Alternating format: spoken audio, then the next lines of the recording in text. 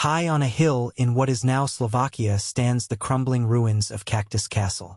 In the early 1600s, this fortress was more than just stone walls. It was the setting of one of Europe's darkest legends. Villagers whispered that girls who entered its gates were never seen again. By torchlight, people swore they heard screams echoing from the towers, and rumors spread that a noblewoman inside was bathing in blood to preserve her youth. That woman was Elizabeth Báthory, later known as the Blood Countess. To her neighbors, she was a powerful aristocrat, educated, wealthy, and untouchable. But to terrified villagers, she was a monster.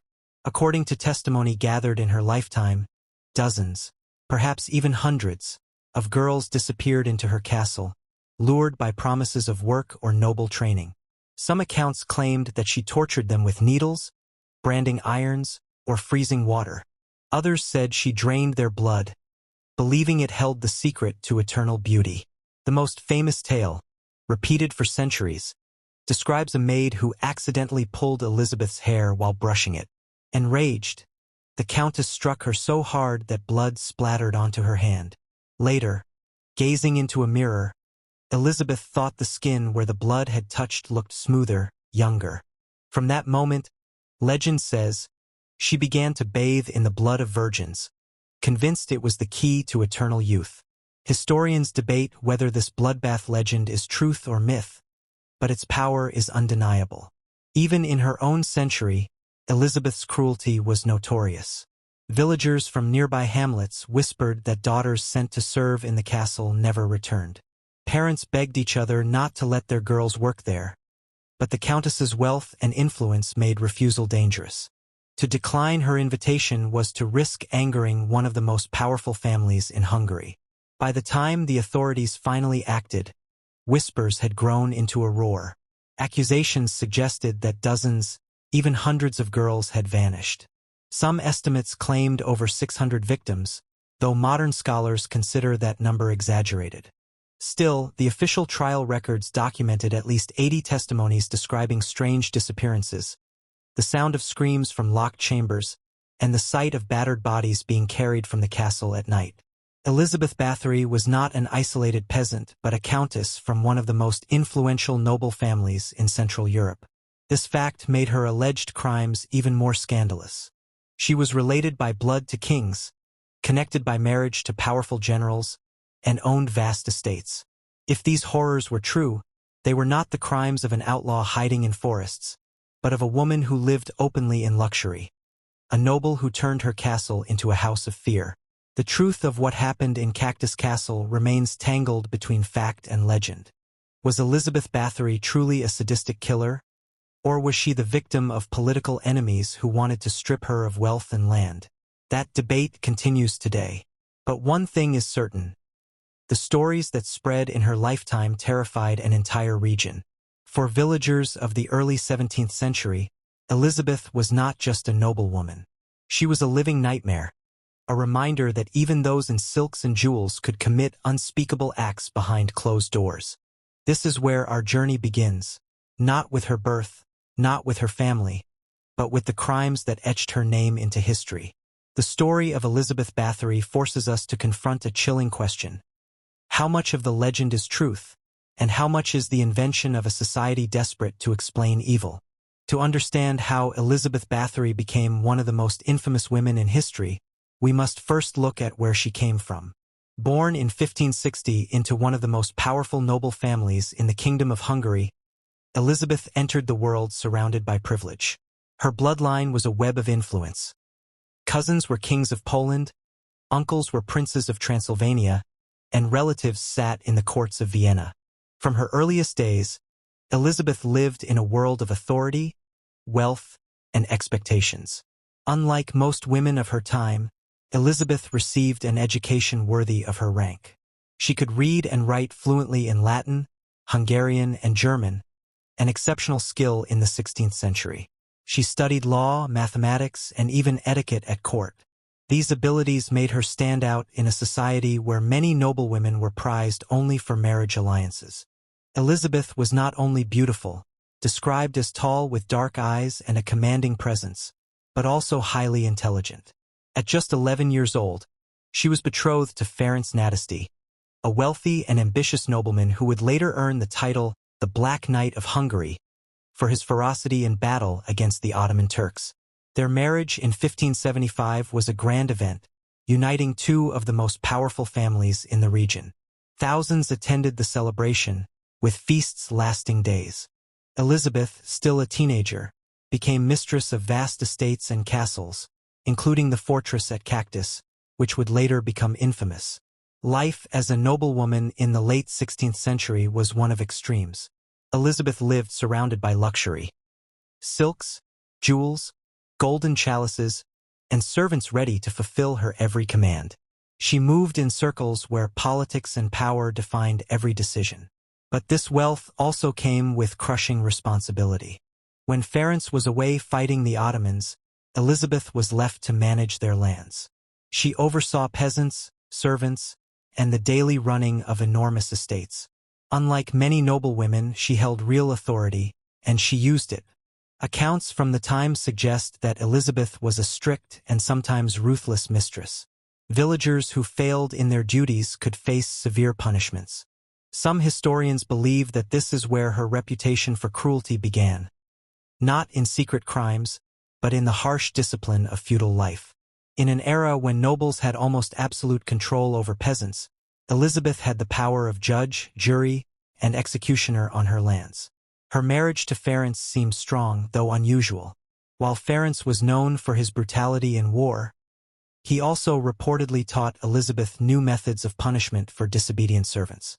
Some stories say that their bond was built not only on politics and power but also on a shared fascination with discipline and cruelty. It is difficult to know where fact ends and legend begins, but these tales fed the darker image of Elizabeth that grew after her death. Elizabeth also faced personal struggles.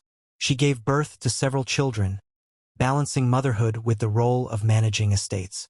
Letters between Elizabeth and Ferenc show genuine affection, but also distance. He was often away for months or years at a time. When Ferenc died in 1604, Elizabeth, still only in her 40s, found herself widowed but enormously wealthy and powerful. It was in the years after Ferenc's death that the most terrifying stories about her began to spread. With her husband gone, Elizabeth's control over her estates grew absolute. No one stood between her and her subjects. While the nobility of Hungary saw her as a wealthy widow, villagers saw something far more frightening. Whispers of missing girls and strange screams from her castle began to circulate. Elizabeth Báthory's life before the accusations shows a woman shaped by privilege, intelligence, and immense responsibility. She was not a powerless noblewoman trapped by society. She was a commanding figure with the means to enforce her will. Whether her later crimes were exaggerated or true, her background gave her both the opportunity and the authority to act without question. Her world was one where nobles were rarely challenged, where peasants had no voice, and where the line between discipline and cruelty was dangerously thin. It is here, in the intersection of privilege and unchecked power, that the legend of the Blood Countess began to grow. By the early 1600s, Elizabeth Báthory's reputation had shifted from strict noblewoman to something far more unsettling. After the death of her husband Ferenc Nadasdy in 1604, the widow held complete control over her estates. With no husband to soften or share her rule, Elizabeth was free to govern as she pleased, and whispers of her cruelty began to grow louder. It started with rumors in nearby villages. Peasant families whispered that their daughters who went to serve in Čachtice Castle never returned. At first, these disappearances could be dismissed. Young girls sometimes ran away, seeking better lives elsewhere. Some were lost to illness, accidents, or marriage in distant towns. But as the years passed, the pattern became too frequent, too eerie, and too consistent to ignore. The stories shared by villagers were chilling. They spoke of young women invited to the castle under the promise of work or noble training. Elizabeth's servants traveled through villages, seeking maidens to serve as chambermaids, seamstresses, or attendants. For poor families, sending a daughter to work in a noble household was an honor, a chance for stability, food, and perhaps even advancement. But for those sent to Čachtice, the castle's gates often became their final passage. Witnesses claimed they heard screams echoing from the castle towers at night. Scribes later recorded testimony from villagers who said they saw pale, lifeless bodies carried out of the castle and buried in secret. Some even insisted that bodies were tossed into shallow graves around the estate, hurriedly covered before dawn. The accounts varied, but all shared one terrifying theme. Young women entered the castle, and they did not return. Even Elizabeth's own staff seemed to live in fear. Servants who survived long enough to speak later described the Countess as unpredictable and cruel. Punishments for minor mistakes, a torn dress, spilled wine, or slow work, were said to be far harsher than any ordinary household discipline. Some spoke of beatings, others of cruel experiments with needles, ice water, or starvation. Many accounts came decades later and may have been exaggerated, but the sheer number of similar stories convinced many that at least part of the horror was true. Notably, the girls who disappeared were not all peasants. At first, Elizabeth targeted local village daughters, whose absence might not stir much attention outside their communities. But eventually, her reach grew bolder. Tales began to spread of noble girls invited to her court for education in manners and etiquette, opportunities considered prestigious for young women of status. When some of these girls also vanished, whispers turned into accusations. The case of noble victims changed everything. While peasants had little voice against a countess, the disappearance of young noblewomen threatened powerful families. Their parents and relatives had influence, and their complaints reached higher levels of government. Suddenly, Elizabeth's reputation was not just a matter of village gossip. It was a problem for the Hungarian crown itself. How many victims were there? That remains one of the greatest mysteries of the Báthory case. Some testimonies during the later investigation claimed as few as a dozen, while others suggested well over 100. The most sensational accounts, repeated in legend, reached the incredible number of 600 victims. Modern historians doubt this figure, pointing out the impossibility of hiding so many deaths without massive discovery. Still, even conservative estimates suggest dozens of lives lost. For the people of 17th-century Hungary, however, numbers mattered less than fear. Each missing girl left a gap in her family, each rumor deepened mistrust, and each strange scream from Čachtice Castle became proof of a nightmare unfolding in real life. Elizabeth's castle transformed in the minds of villagers from a fortress of power into a house of horrors. By the first decade of the 1600s, the pattern was impossible to ignore. Parents prayed their daughters would never be summoned to the castle. Servants whispered warnings to one another. Priests cautioned their congregations about the dangers of vanity and temptation, hinting at the countess without daring to speak her name. The disappearances had grown too numerous, too consistent, and too terrifying. The legend of Elizabeth Báthory was no longer a rumor. It had become a living fear that haunted every family in the region, and soon, it would draw the attention of the highest authorities in the kingdom. By the year 1610, whispers about Elizabeth Báthory had grown too loud to ignore. What had once been dismissed as village gossip was now a matter of noble concern. The disappearances of young women, especially those of noble birth, reached the ears of Hungary's king, Matthias II, and the royal court demanded answers. The investigation was entrusted to György Thurzó, the Palatine of Hungary, essentially the king's right hand. Thurzó was no stranger to political intrigue. He had to weigh the seriousness of the accusations against the enormous power of the Báthory family. On one side stood frightened villagers, grieving families, and rumors of unspeakable cruelty. On the other, one of the wealthiest, most connected noblewomen in all of Central Europe. Thurzó began gathering testimony. More than 300 witnesses were eventually interviewed. Their stories painted a chilling picture. Servants described screams in the night, girls beaten and starved, and the countess herself striking her attendants in violent fits of rage. Some claimed to have seen bodies carried out of the castle, pale and lifeless, buried in hidden graveyards. Others spoke of torture with needles, burning irons, or freezing water. But even as these testimonies were collected, questions arose. Could all of these witnesses be trusted?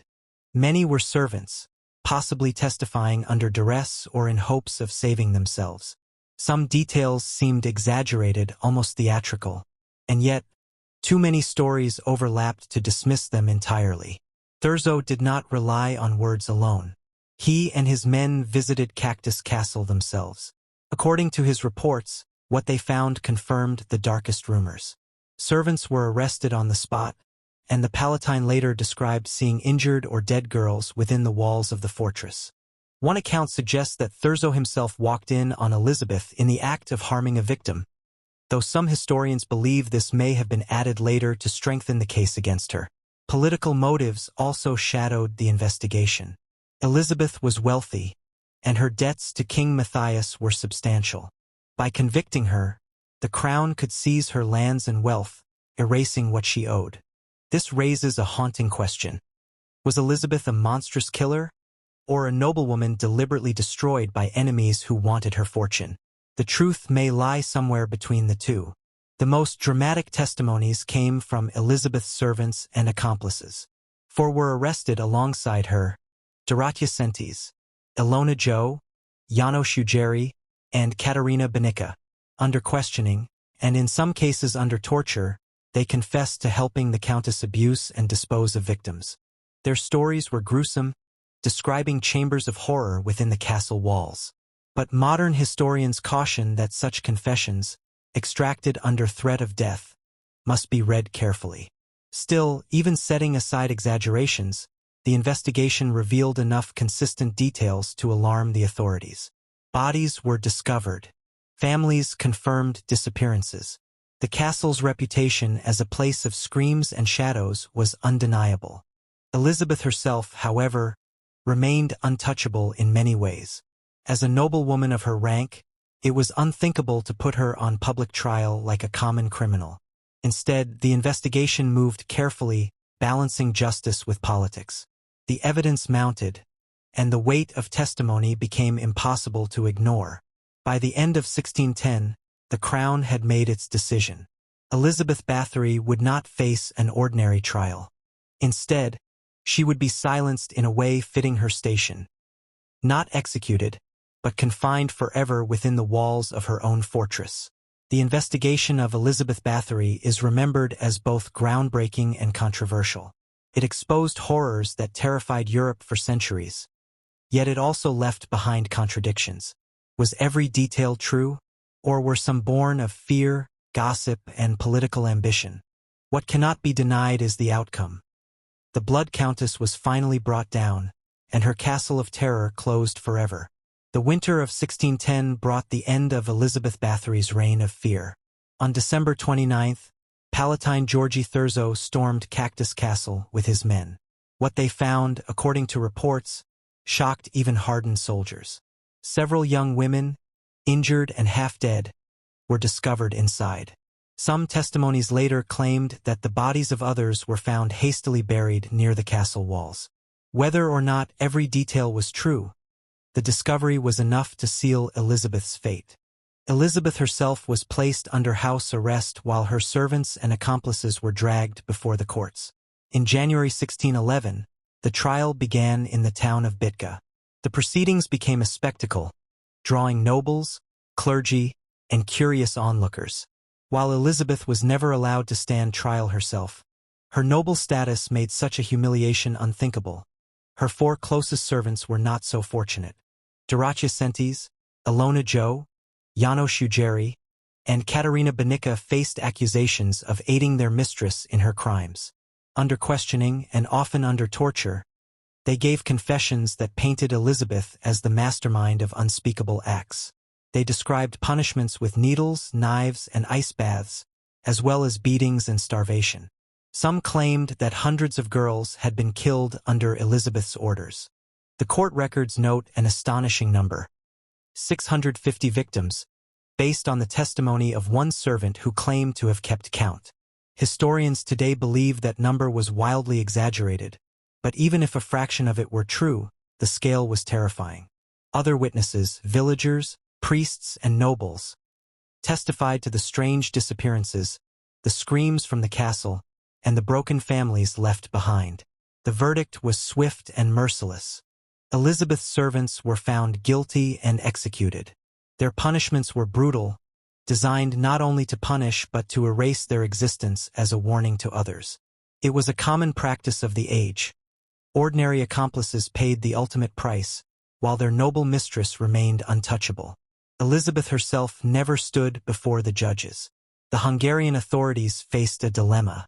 Executing her would send shockwaves through the noble order. It was nearly unthinkable to publicly execute a countess of such powerful bloodlines. At the same time, letting her go free would outrage the families of victims and stain the reputation of the crown. The solution was both symbolic and practical. Elizabeth would be sentenced to life imprisonment, sealed inside her own castle. In August 1614, Elizabeth was locked inside a chamber of the Cactus Fortress. The windows were bricked up, leaving only a small slit through which food could be passed. She was never allowed to leave. For 4 long years, she remained entombed in her own tower, isolated from the world she had once ruled with fear. Letters from the time describe her final days. Guards reported that she complained of cold and hunger. On the night of August 21, 1614, she lay down and never woke again. Her body was buried in the grounds of the castle church, though its remains were later moved, and today, no one knows for certain where the infamous countess rests. The trial and punishment of Elizabeth Báthory left behind a legacy both terrifying and ambiguous. Her servants paid with their lives, their confessions fueling her legend. Elizabeth herself died bricked into her own castle, a punishment both symbolic and eerie.